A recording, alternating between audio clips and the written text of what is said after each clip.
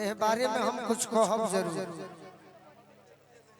और अच्छा ही कहब, जीवन में अच्छा सोचले बनी तो अच्छा ही कहो। लेकिन अगर यूट्यूबर भाई पूछी है तब कहो, बरियारी ना कहो। हम बताई पहले गीत गाली, ओकरा बाद जे हमारा से दुखित भइल बा वो घटना पर तो हम रही ना। और हर बात घटना करावे के तो कलाकार और यूट्यूबर के बड़ा सुंदर एगो पारिवारिक संबंध बा, जैसे मरद मेहरारू वाला बा। जीव बिन देह नदी बिन बारी, वैसे ही नाथ पुरुष बिन नारी। नदी में अगर पानी ना रही सोनू भैया तो नदी बेकार बा। अब पुरुष के जीवन में एगो नारी ना रही, पत्नी ना रही तो बेकार बा। दुख का बा कि बहुत सारे नहीं कुछ यूट्यूबर भाई नए नए जो आज हमारे यूट्यूबर भाई आए हुए हैं, इनके ही बल पर जो चला रहे हैं यूट्यूब, इनके ही बल पर उनका शिष्य बनकर कलाकारों का शिकायत करा दिए। आज हम कहीं भी जाते हैं, एक हम गए थे दुकान पर सोना खरीदने, तो मरद मेहरारू अपन मंगल सूत्र किनत रहे लोग, तो मरद कहले कि चिन्हत रू कि ना, तो ना हम नहीं चिन्हत रहे मेहरारू। देखिए हमारे कितना चोट पहुंचल, तो मरद कहले कि हे गोलू राजा है। तो हाँ वो गोलू राजा हवे नु जवन लड़कियन के रिलत रहेले। ये कौन चढ़ाया है? ये यूट्यूबर भाई चढ़ाया है।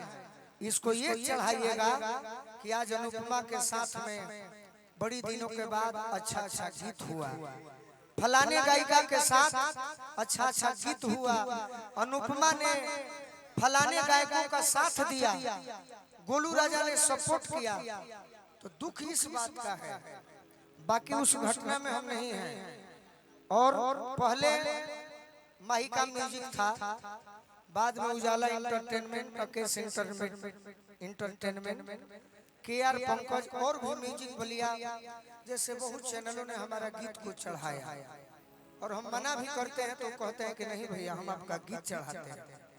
तो दुख इस बात का है, नहीं तो उस घटना से हमको दुख है कि कैमरा आपका छिना गया, चाहे जो भी हुआ, लेकिन इस पर ध्यान देना है। आज अनुपमा घर में अपना प्रेम करी है, चाहे कहीं जाके प्रेम करी है, ये बदनाम काहे भइल है?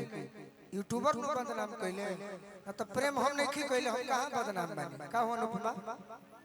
लेकिन यूट्यूबर बदनाम उसी पे हम बोल देते हैं। तो ये लोग लिखे थे कि अनुपमा ने भी यूट्यूबर को टारगेट किया था। हमने बस ये चढ़ाया कि आप अच्छा चीज चढ़ाइए, बुरा चीज किसी को बदनाम करके 2 रुपए कमाइएगा तो कर्मा ना है जी, कहीं ना कहीं निकलिए जाएगा सारा चीज।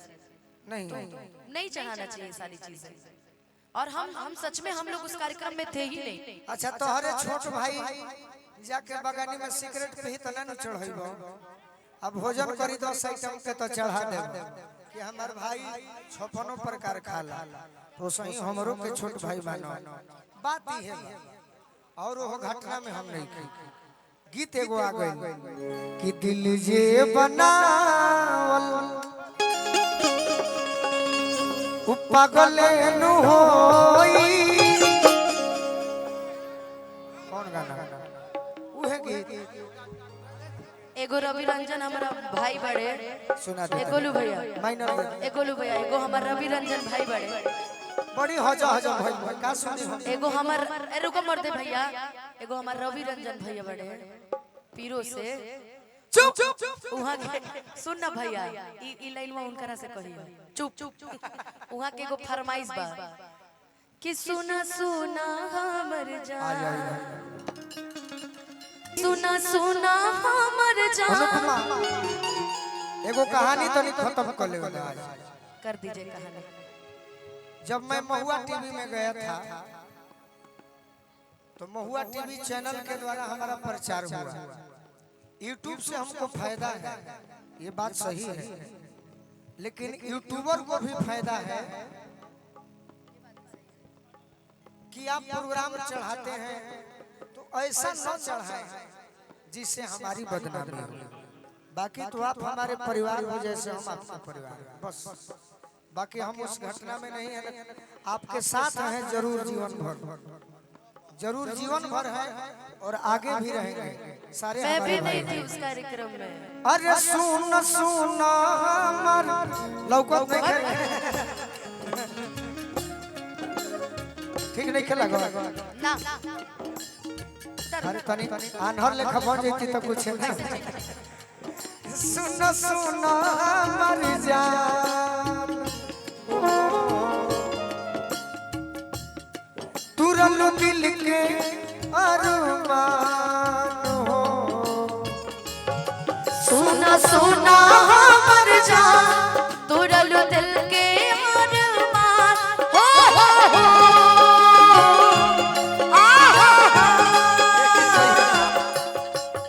अरे पियवा मिलल पर से हमके चिन्हबू की ना शादी बात हमारा के जनबू की ना पहिले नियन जान कहिए बनबू की ना शादी बात भाई देर हम लाल पे दिला शादी बात हमारा के जनबू की ना पहिले जैसन जान कहिए बनबू की ना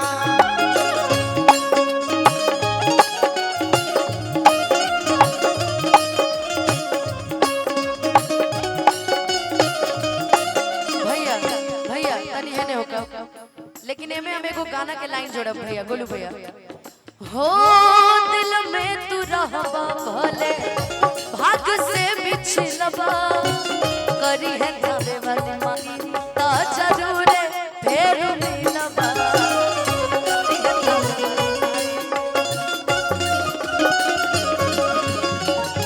दिल में तू रहबा भले भाग से बिछलबा करी है बुढ़िया माई ता जरूर फेर मिलबा करी है बुढ़िया माई तू त जनते बड़ा दोसर कोनो अलाम नहीं के तू त जनते बड़ा दोसर कोनो अलाम नहीं के बाकी चाचा तोहरा गईला के कम नहीं के दिले बड़ा सुख बाबू हो कम नहीं के बाकी चाचा तोहरा गईला के कम नहीं के दिले बड़ा दुख बाबू हो कम नहीं के शादी बात हमारा